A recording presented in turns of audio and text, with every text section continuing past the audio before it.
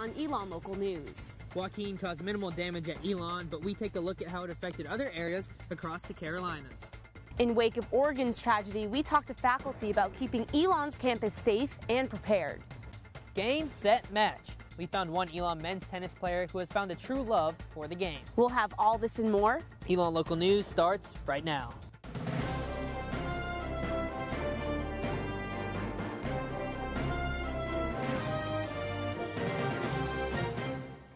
Good evening, I'm Sky Cowens. And I'm Rajat Agarwal. We begin tonight with a live look across the street at the Acorn Coffee Shop.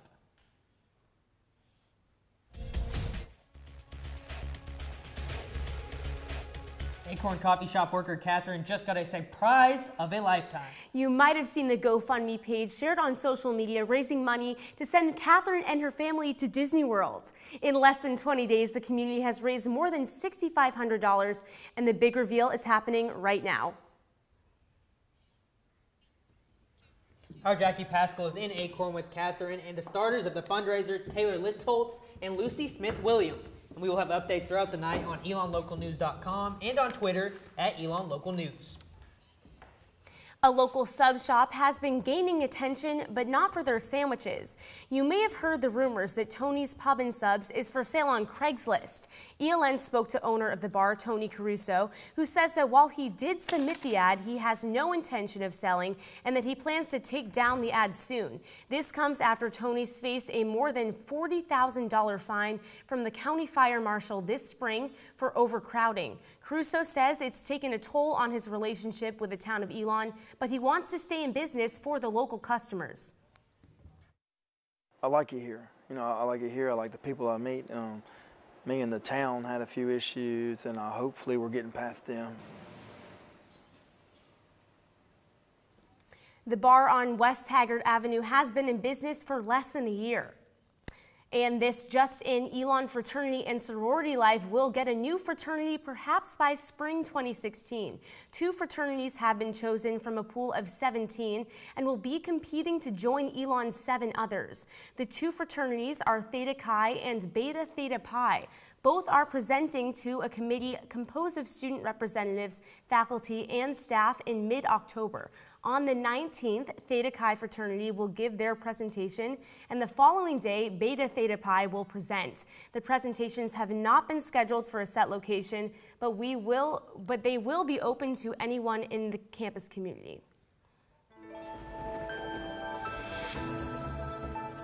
Hurricane Joaquin pretty much avoided Elon this weekend, and the damages weren't as severe as predicted. Joaquin veered away from the Piedmont area, and Elon was only left with some light winds and intermittent rainfall. A large tree did fall outside of Virginia Residence Hall, making it the only significant damage Elon saw this weekend. Director of the Elon University News Bureau, Eric Townsend, says he is happy the storm changed its course. We want to make sure that our students and our community stays safe and that there isn't a disruption to our campus operations. So for Hurricane Joaquin to not have much of an impact here, certainly let everybody here breathe a sigh of relief. Now let's take a look at the effects of Hurricane Joaquin across the Carolinas. First to Wilmington, North Carolina. According to the National Weather Service, the coastal city is still in a flood warning. The alert is in effect until 7 p.m. tonight. Wilmington has gotten roughly a foot of rain as of this morning. The ground is fully saturated and cannot absorb any more water, which cause runoff, flooding, and other dangers.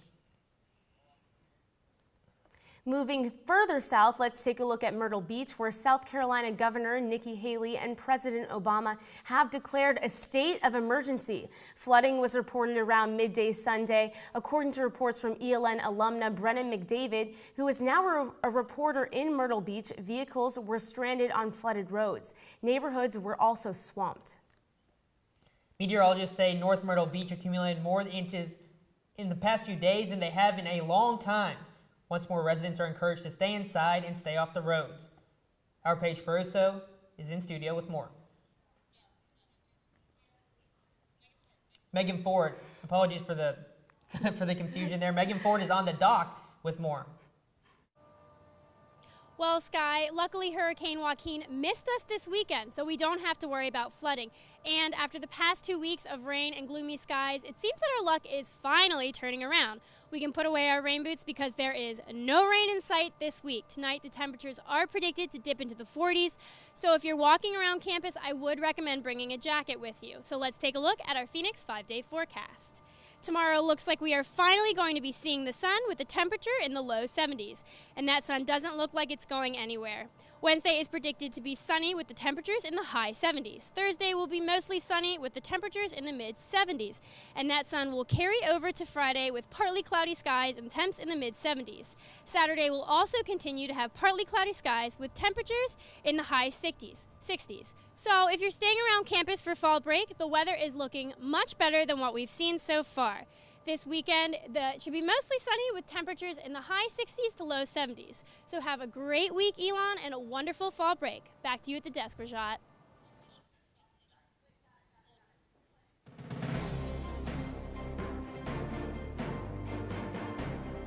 This afternoon, University Chaplain Jan Fuller led a vigil in honor of the victims at Umpqua Community College. 9 people were killed and others injured after an armed gunman opened fire in a classroom last week. The vigil was held in the sacred space in the Newman Lumen Pavilion. A small group of community members attended in between classes, and the ceremony included silent prayer and lighting candles in memory of the victims. I'm going to keep having vigils. That's my decision. I'm going to keep bringing it forward. I'm going to keep having prayer vigils, even if nobody comes, because we can't get used to it. And groups are already taking more precautions around the triad. More than 400 emergency and law enforcement workers participated in a mass casualty training exercise in Greensboro Thursday. Workers practiced for 1 week to simulate an active shooter situation in a movie theater. Volunteers from Guilford County Technical Community College acted as moviegoers, while Guilford County community emergency workers searched the area to stop the simulated shooter. This was the second mass casualty training exercise for Guilford County. The first took place 2 years ago in High Point. With the tragedy in Oregon, our Paige Peroso decided to take a look at Elon University's emergency plan. Paige? According to MassShootingTracker.com, the shooting at the Oregon Community College was the 294th mass shooting and the 45th school shooting in 2015. Dean of Students Smith Jackson sent an email to campus the day after the shooting to remind Elon students, faculty, and staff of Elon's plan should an active shooter situation arise. First, a lockdown of campus would begin. It would start in the incident's hot zone and then expand from there if necessary. Campus police would also lock all the doors with swipe access. Communication with the campus would begin immediately. The first place you would most likely see it is on your phone, where you would get an email and emergency text alerting you of what to do. Campus police would also broadcast the alert from their cars, and all campus telephones would ring with the emergency message. Now, if the active shooter is in the same area as you, use your common sense. Try to escape if possible. If not possible, try and hide somewhere out of the shooter's view. And only if absolutely necessary, you should try and disarm the shooter. Chaplain Jan Fuller believes that talking about mass shootings isn't enough and we all should take action. We're not only going to pray, though we're going to do that, but we have to act in the world. So we have to write to our government leaders, and we have to ask for gun safety, and we have to be movers, so we can't just be paralyzed by our grief about these things. You can find an active shooter emergency plan and other emergency protocols on Elon's website in the Campus Safety and Police section. And if you haven't already, make sure to sign up for e-alerts, which will text you when there's a dangerous situation on campus. You can register online on Elon's website. We reached out to Eric Townsend, who told us that campus crisis simulations are practiced by senior staff who would be involved in the Incident Command Center. He also encourages the entire campus to watch the video that was sent out in Dr. Jackson's email. Rajat and Sky, back to you.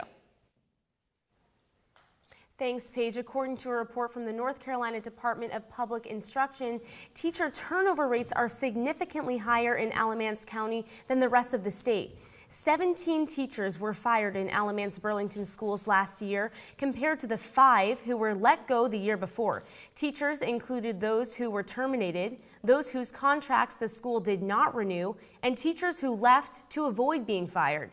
Out of more than 1,000 teachers in ABSS schools, 231 teachers left, which is fewer than the previous year. According to the report, their departure was attributed to personal reasons, such as moving to a different state and retirement.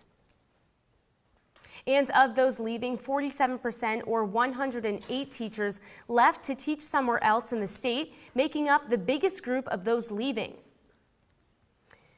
In North Carolina, Governor Pat McCrory signed a series of bills in response to issues affecting the nation. The nearly 50 laws took effect on Thursday in the Tar Heel state, and they might affect you. Let's take a look at a few. First, the wait time for a woman to have an abortion has been extended from 24 hours to 72 hours. North Carolina joins just 3 other states that have a similar law. Next, tanning beds. It is now against the law to use a tanning bed under the age of 18. Before, it was legal with parents' permission, but lawmakers saw this as too much of a health risk. And if you have your license taken away due to an alcohol infraction, you might not be able to drive yourself to the bar this weekend, but you can drive to church. This joins a list of driving privileges to school, work, and in emergency.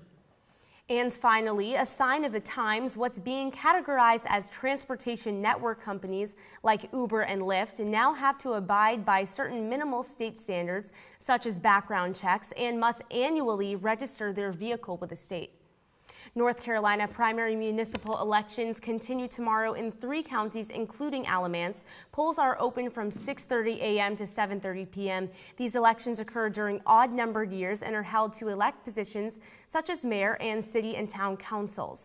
Elon's local polling station is at the Antioch Community Church. For more information, check out the Alamance County Board of Elections website. Coming up, one speaker shows how he's putting the power of kindness in action. And if midterms week already has you stressed, don't worry, we have some apps to keep you on track. We'll be right back.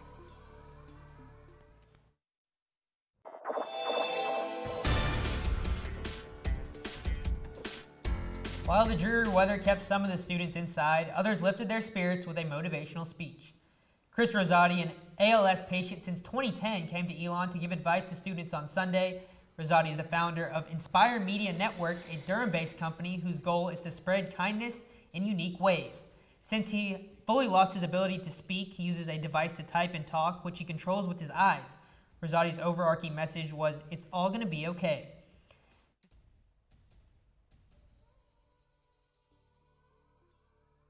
One of my favorite songs, certainly a song on the soundtrack of my life, is I Lived by One Republic. There's a line in that song, I hope that you don't suffer, but take the pain. And that's my hope for my children, for all of you too. I hope that you don't suffer, but take the pain. And you might need some motivation to get through midterm week. Our Connor McCoy found 3 apps that could help you get through your exams.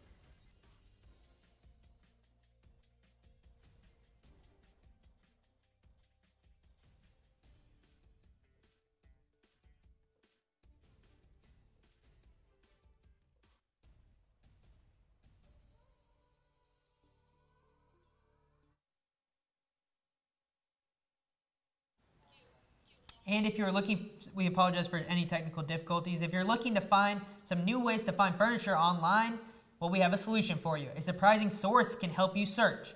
eNet, the same website that informs the Elon community about what is happening on campus, also provides a want ad section. Notices can be posted only by Elon students, faculty, and staff, but anyone outside the Elon community can visit this website and see the notices. Different categories include electronics, furniture, and even housing, and there are ads for free items such as ink cartridges. If you have something you want to buy or sell, you can check out Want Ads on elon.edu. Now, if you have a Mac and you get a notification on your screen saying to call Apple support, watch out. A company named Call to Resolve has scammed hundreds of people across the nation with MacBooks initially posting as Apple support. If these signs look familiar, call the Apple Store immediately. First, your internet will lock and a rectangular box will come up stating that you need to call tech support and will provide a number. When calling, a technician will ask for permission to get on your computer and show you what is wrong with it and say they can fix it within the hour if you pay them $100. After you pay, they download 2 antivirus softwares to protect your computer.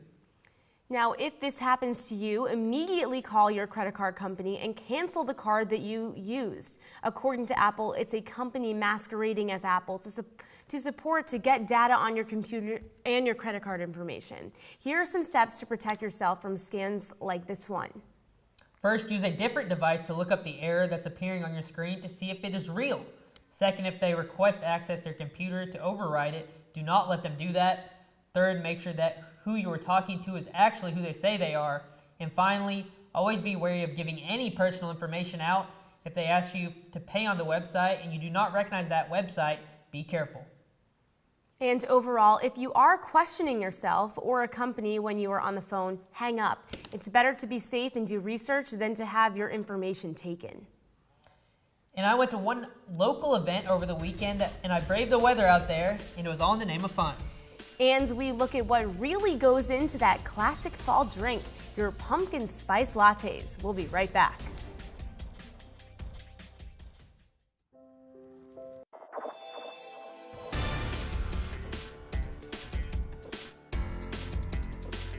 Fall is known for its crisp weather and toasty treats. Our Ashley McGettrick looked into the secrets behind one popular seasonal drink.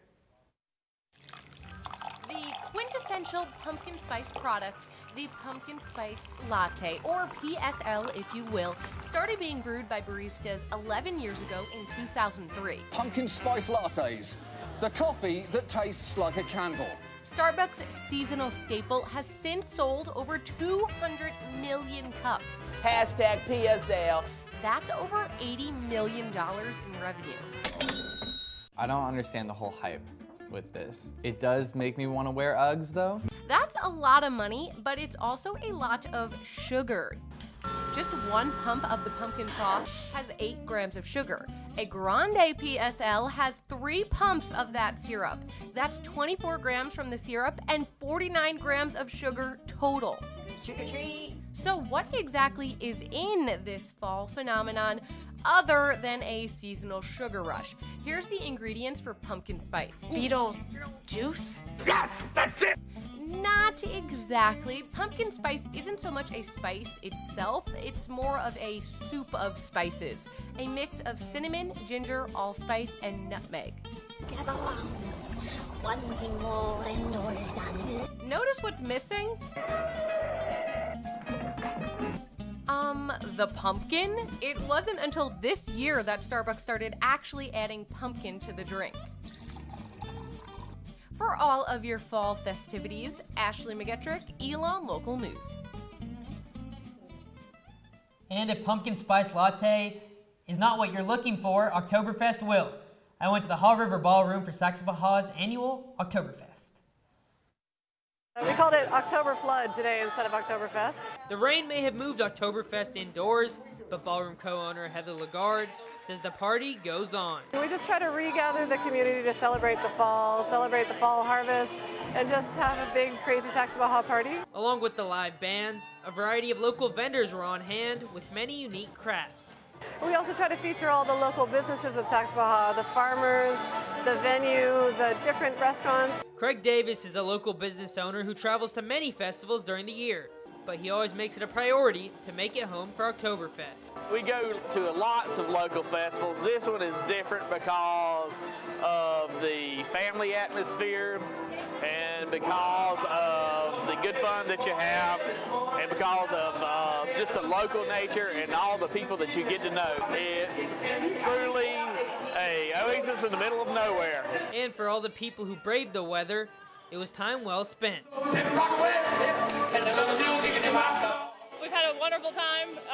My oldest daughter has played ping pong and danced all afternoon and into the night, and we've had dinner here, and it's been a wonderful time. If you missed the festival, don't worry. There are a number of events in the ballroom throughout the fall and winter. Visit HawRiverBallroom.com for the list of events. The Performing Arts Department is finishing up its run of Harper Regan this Wednesday. The play follows the journey of Harper Regan, a woman trying to reconnect with her ill father.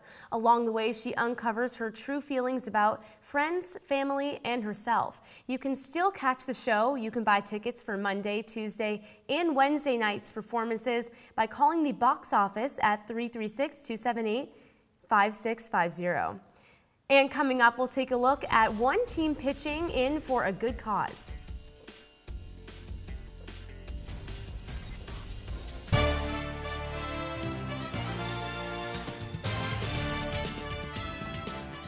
Phoenix Invitational Tennis Tournament was rained out this weekend, but our Gary Grumback sat down with a member of the men's tennis team who doesn't let rain or anything else keep him from the court. Neil Port is a redshirt sophomore on the Elon men's tennis team. As a student athlete, Port says balancing time between the court and the classroom is a struggle. We practice 3-4 hours a day, and then I go to class in the morning, and then weights and all this extra other stuff that we have to do. But you got to be able to squeeze in school. As the first member of his family to go to college, Port has his mother to thank for his ability to get it all done. She taught me good work ethic. She taught me so many great things that she'll definitely see me continue to do in the future. But in late December, everything changed. Port lost his mother to lymphoma and immediately turned to his team for support. This team has just helped me not just get over this very hard thing, but they've just helped me just transition, just from when this happened. They've just made the process a lot easier. The players turned from a team into a family. They were just very comforting. Their support has been really something that I never could have imagined. I'm very lucky to have such a great team, such great friends here at the school. Port says he's learned from the heartbreak. It's taught me the value of life and how I should enjoy every day and always have a smile on my face. But while his mom never got to see him play college tennis, Port knows she's watching now. I'm sure my mom is looking down on me, and she's very happy to see what I have. An Elon tennis star giving love all a second meaning. Gary Grumback, Elon Local News. Elon student athletes train for hundreds of hours in the weight room and on the practice fields, but there are some hours that go undocumented that really make a difference. Our Justin Beagle has the story. A pregame cheer is a tradition for any sports team before going to work. Tonight's mission? Feed the hungry. On Friday night, members of the Elon softball team gathered at Allied Churches of Alamance County to serve dinner to those in need. On the menu, turkey and cheese sandwiches and lots of tasty desserts. For freshman catcher Callie Hall, it's time well spent. It's been fun getting to just be with my teammates and have a good time and help those in the community. For Hall and many of her fellow teammates, it's an opportunity to reflect and count their blessings. It definitely shows how grateful we are as Elon students to be at such a pretty campus and to be so blessed with all the opportunities that we have available there. And so it's just nice to get out and experience the community and see what others have. And for the Durham native, she will be as happy going back to the kitchen as she is on the field. I really enjoy it, and it's something that I would do every day if I could. But for now, she'll stick to throwing out base runners and striking out hunger. Justin Beagle, Elon Local News. Now, Allied Churches estimates that there were approximately 350 visitors during the hurricane rush. On average, Allied Churches serves over 100 people for both lunch and dinner on the weekends. Thanks so much for joining us tonight. Be sure to check us out on social media at elonlocalnews.com. Thanks, everyone. Have a great night, Elon.